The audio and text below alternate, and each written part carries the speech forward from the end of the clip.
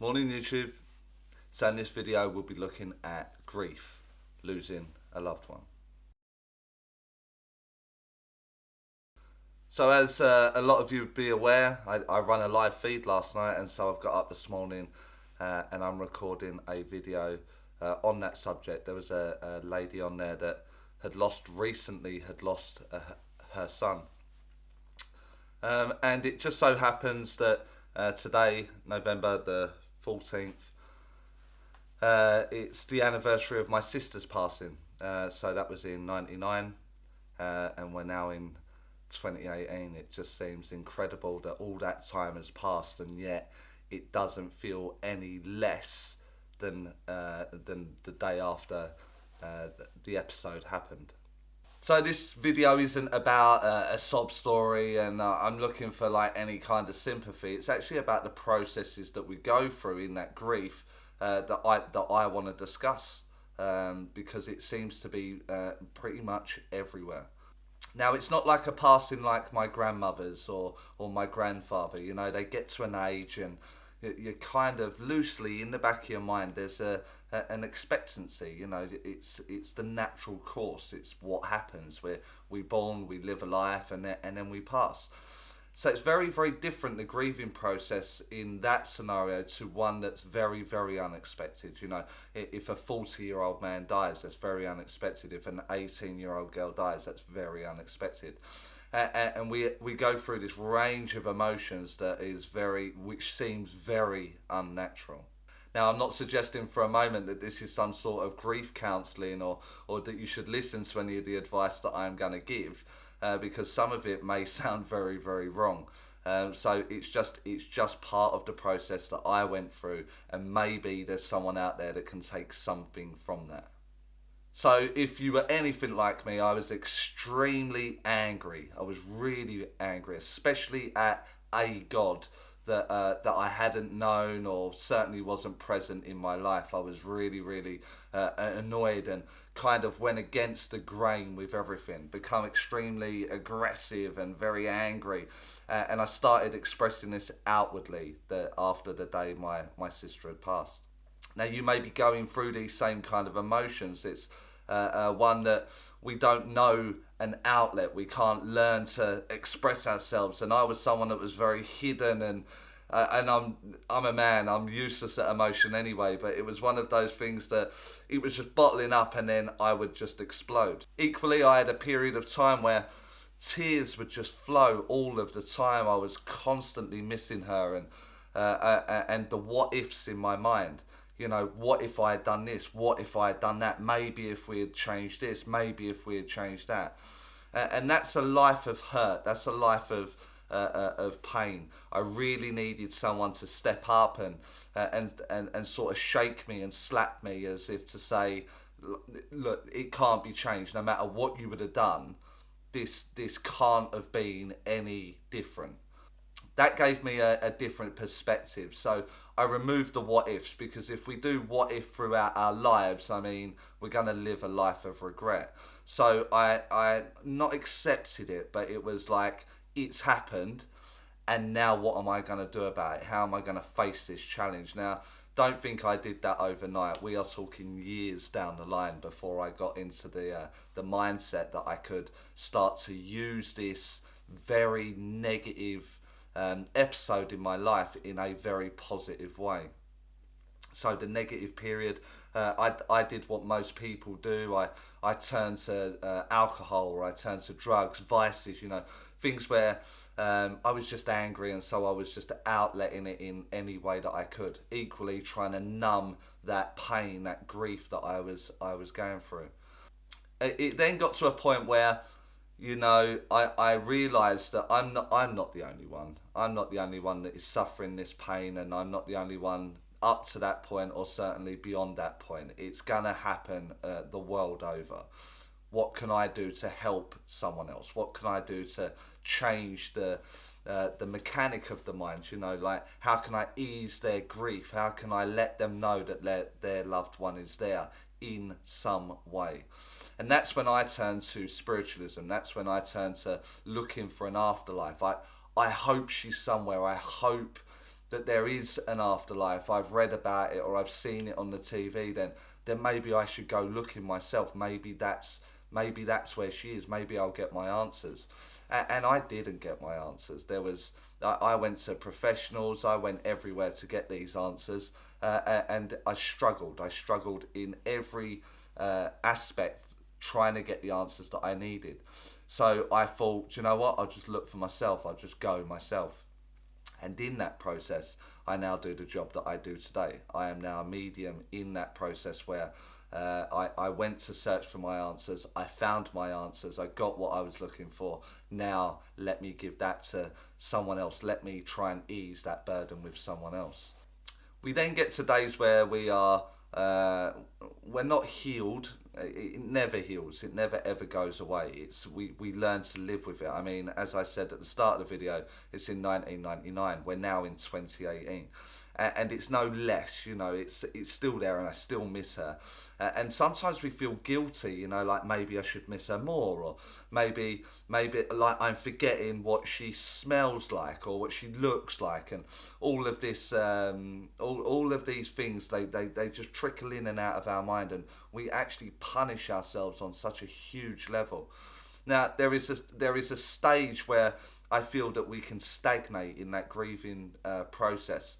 We can stagnate to a point where we don't move beyond it. It's I was angry at God, so I can forever be angry at God. We can stay there. I'm hurting, the world's against me, my life is imploded and no one else understands my pain, and we can stagnate and we can stay there. And this is a very dangerous part of the grieving process. And for me, this is where the lessons that I learned in that process were one that elevated me out of that grief, out of that pain, out of that hurt. And I think it was down to the acceptance. There was nothing I could do. There was no changes, no matter what ifs come into play. I couldn't change the outcome. I couldn't change what was going to happen. So what do I do in this scenario now? What do I do to move forward? And that was where development started for me. Changing lives of other people, doing things like talking to a camera for YouTube. There will be someone that can take something from it. Now, that's not to say that, you've lost someone, a year later, get over it, move life forward. That is far from what I'm saying. I'm saying that there is no time frame on that healing process until you get some form of answer or some form of acknowledgement within self. You are not going to be able to move. You are not going to be able to move it forward. So that's where the searching begins.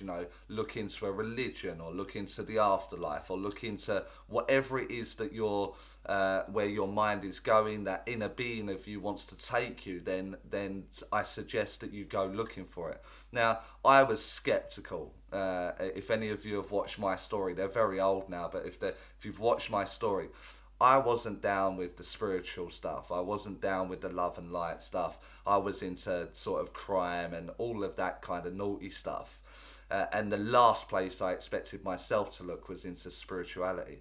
And here I am today trying to be an ambassador for that spiritual voice. So it goes to show you that if we open our minds up enough, we can turn the corner. We can change our lives if we want to.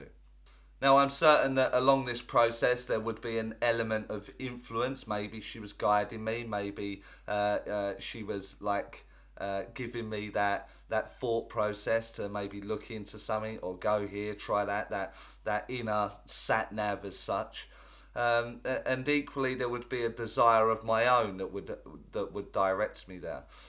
Do I get to sit down? I speak to loved ones across the world, whether it be on the telephone or on Skype or at demonstrations, one-to-one sittings. I bring the loved ones forward for the client, and I have a very real conversation. I have a moment where I can express their story. Just for that moment, I can bring it back. However, I don't find it so easy to do it for my own. My logical mind shuts it down. Is this delusion? Am I hoping? Is that me thinking this? Am I doing that? And so when we get into that phase and into that process, that can be quite damaging to self and to the conscious state of our mind being there. So I had to set up fail safes, go into a meditation and allow her to come forward. Give a seat there, there may be 2 chairs, and if my mind can hold it, please enter, come and take a seat with me, just sit with me. And I realised all these things wasn't working for me. It just, no matter which way I tried reading all the books and none of the books helped me. Tried watching videos, none of the videos helped me. It was just this understanding me first. And once I got this under control and I knew how I reacted and I knew what angered me and I knew what fired me up to go searching, once I answered those questions, I realised that it's my mind that can't allow her to come in. So erase the visual, just allow her energy to come in, allow to feel her. And the moment I allowed that, then as time went on, I could then allow the visual of her to enter.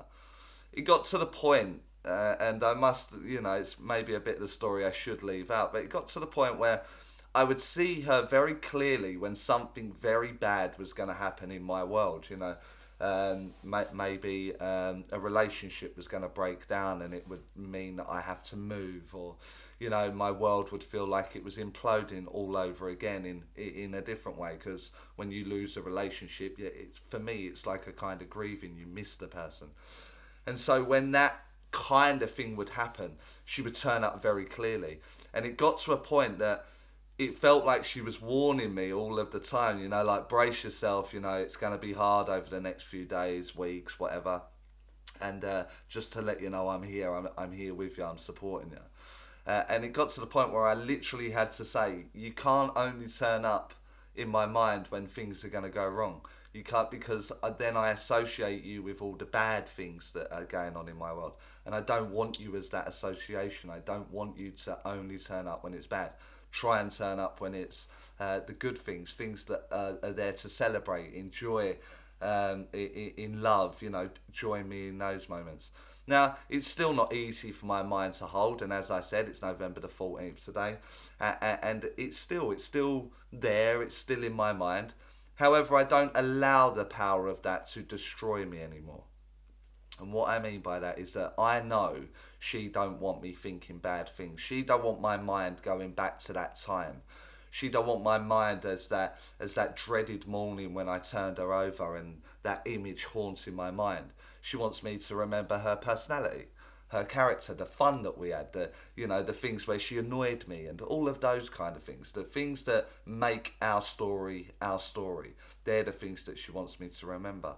So in that process, I found it easier to talk about it. I found it easier to sort of sit with her and express with her. I wasn't looking for her anymore.